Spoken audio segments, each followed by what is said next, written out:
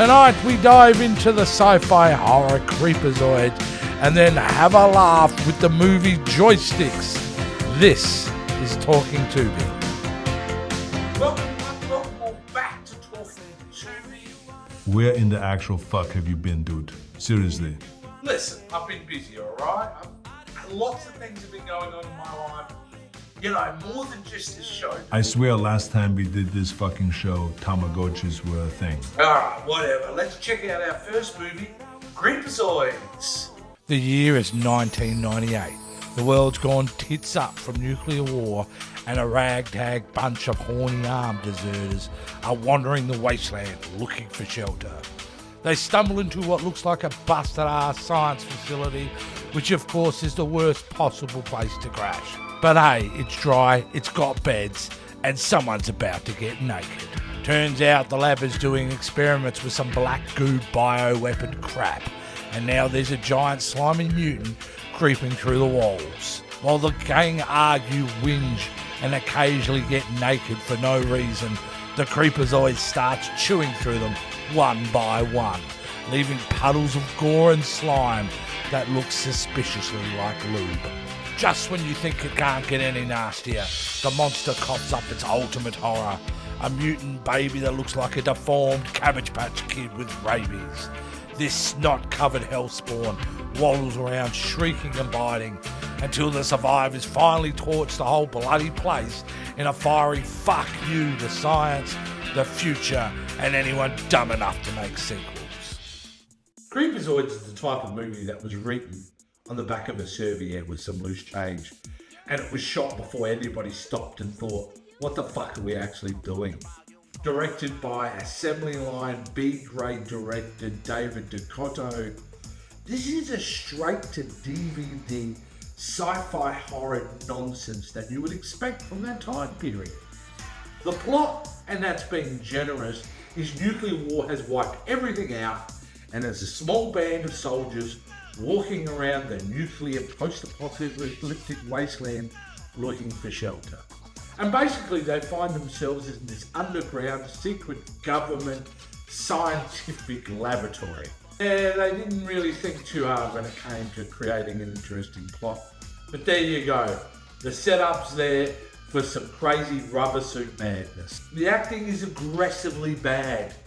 It's like everyone's either bored, confused, or regretting their life choices. The dialogue is either shouted, whispered, or delivered with the emotional depth of Solly Weebix. It's your top tier how to die in a horror movie behaviour. Actors split up constantly in this movie, wander into dark rooms and poke gross shit for no apparent reason. Thank God Linnea Quigley shows up in this movie and immediately becomes the movie's heartbeat. She knows exactly what kind of trash heap she's in and commits 100% to it.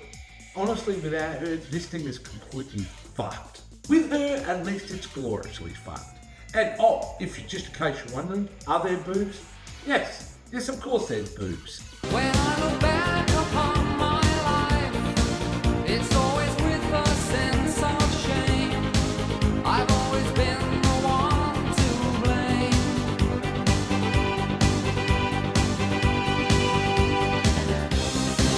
For everything I long to do, no matter when or where or who, has one thing in common too.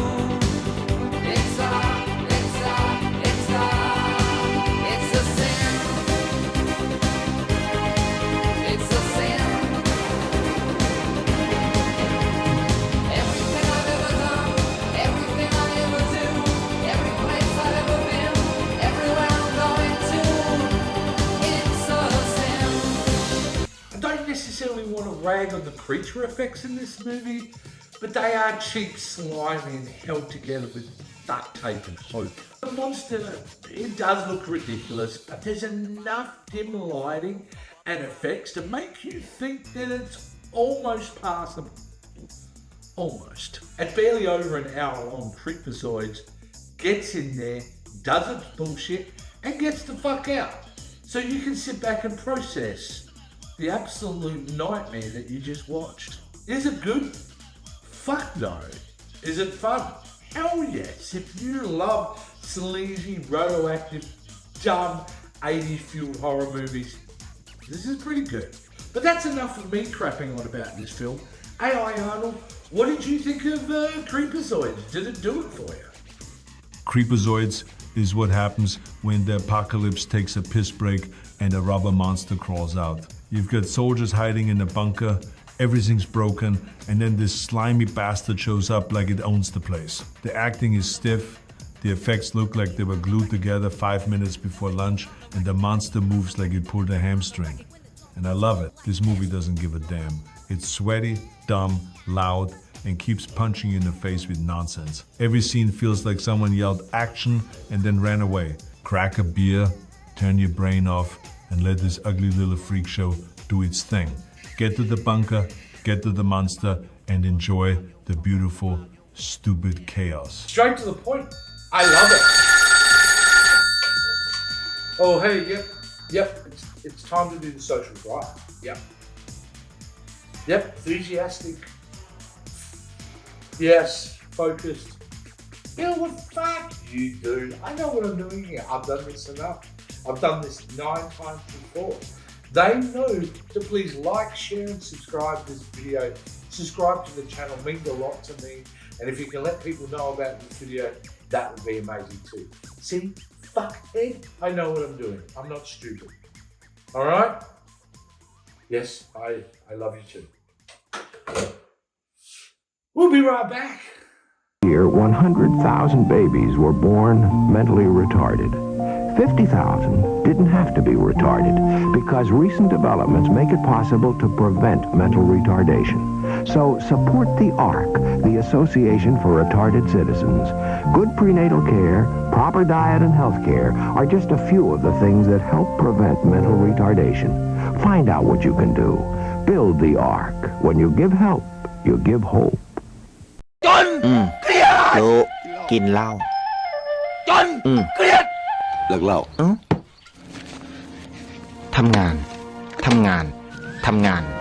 เงินทำงานเก็บเงินใช้หนี้ทำงานเก็บเงินได้เรียนมีกินช่วยเหลือผ่องใสเมียรักอบอุ่นไม่ป่วยรวยปัญญาพัฒนาฉลาดชาติเจริญไปถึงไหนแล้วก็ไม่รู้แค่เลิกเหล้า To the early 80s, where video games are king, mullets are majestic, and apparently every arcade is just a thin excuse for wall-to-wall boobs, farts, and bad jokes. Joysticks follows Jefferson Bailey, the smoothest arcade manager in town, a bloke whose only job is keeping the quarters flowing, the stoners happy, and the horny teenagers from humping the pinball machines. The trouble rolls in when uptight rich bastard Joseph Rudder decides video games are corrupting the youth. He hates arcades, hates fun, and probably hates orgasms too.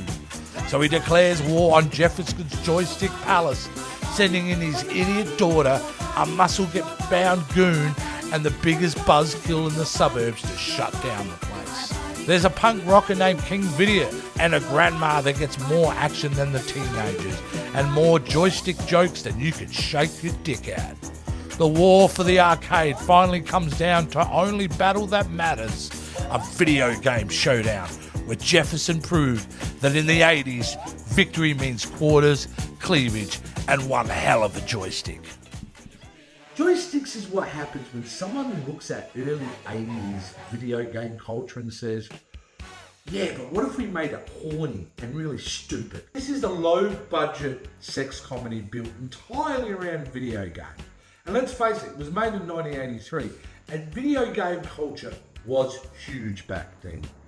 Yeah, it features cartoon villains, cartoon heroes, and dad jokes galore. And of course, lots of nudity. There are some things you can't cover up with lipstick and powder. But I heard you mention my name, can't you talk any louder? Don't come any closer, don't come any nearer. My vision of you can't come any clearer. Oh, I just wanna hear girls talk.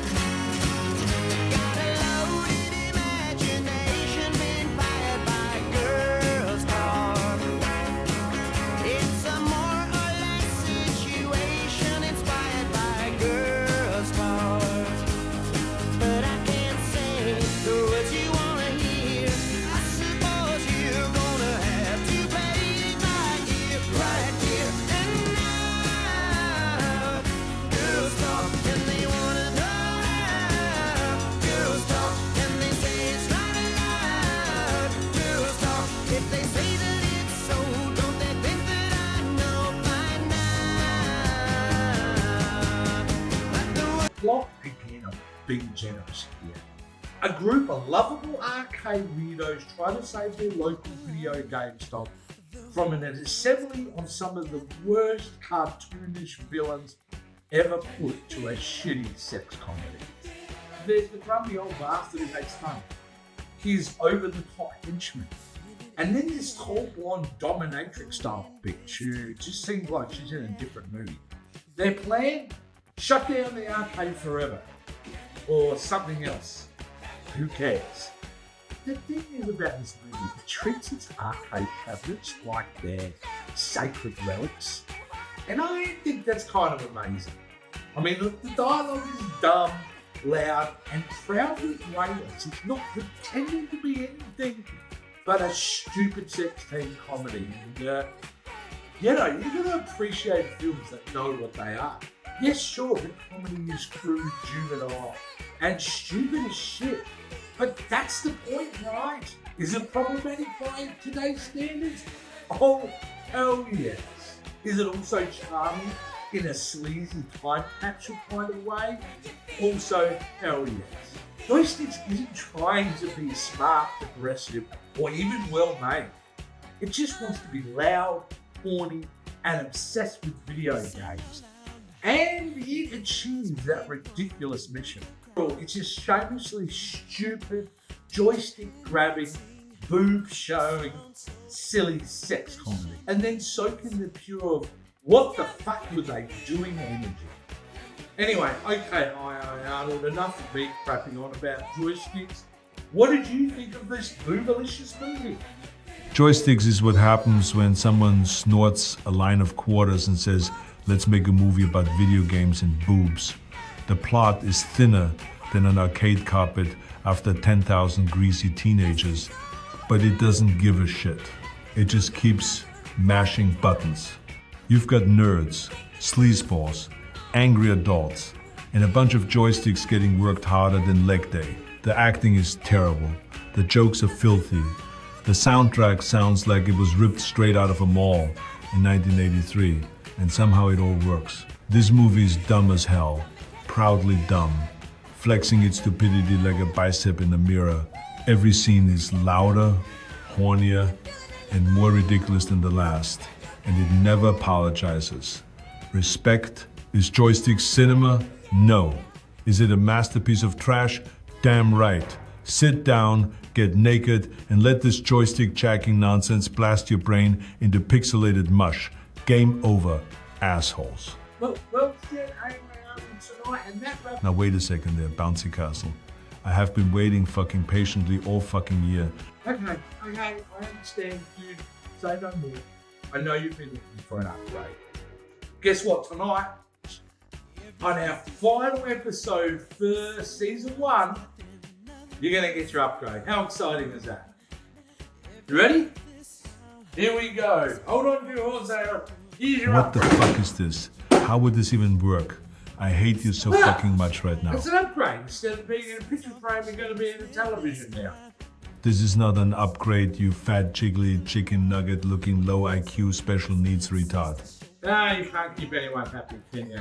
Alright, gang, that ends season 1 of Talking Tubi. Yes, this 10 episodes have been a lot of fun. Love your support. So has Arnold. The good news is season 2 starts in about 3 weeks' time. So get ready, 2026, season 3 coming down the pipeline. Also, hold out coming up soon. I'm going to drop the super cut of season 1, so it will be in one video, which you guys will be able to consume as well. So from me, from AI Arnold, thank you for your support season 1. Let's bring on season 2. Fuck you, asshole. Thanks for watching Talking Tubi, and if you could be so kind, go visit these artists whose music I use throughout this show. Please like, share and subscribe this video. It'll help me a lot, and the algorithm will make sure you don't miss out on any further content from Talking Tubi.